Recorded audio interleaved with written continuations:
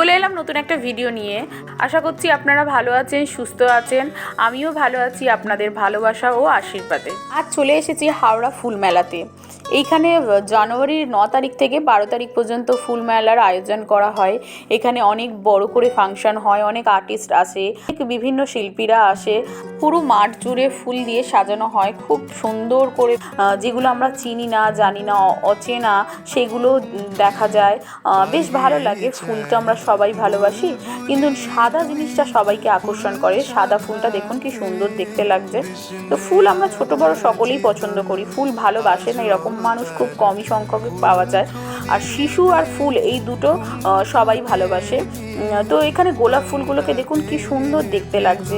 গোলাপ ফুল তো আমরা সবাই ভালোবাসি, প্রচুর ভালোবাসি। গোলাপ ফুল তো আমাদের অত্যন্ত প্রিয় একটা জিনিস। ফুল তো একটা ভালোবাসার প্রতীক বলা চলে।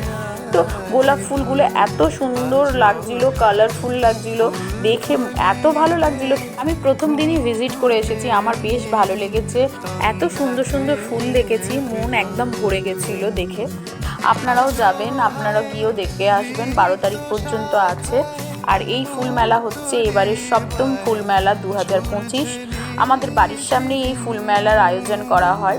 আমার বাড়ি থেকে 5-7 মিনিটের পথ হাঁটা।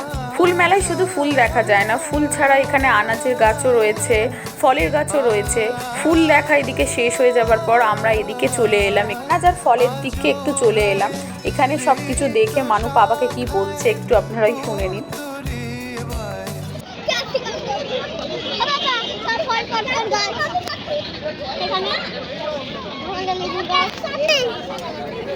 লাল ক্যাপসিকাম কত হলো বেগুন, বাঁধাকপি, ফুলকপি, ওটা ফুলকপি। হ্যাঁ আমরা দেখিনি, এটা প্রথম দেখছি আমরা দেখিনি। বলো কত বড় বড় লাল।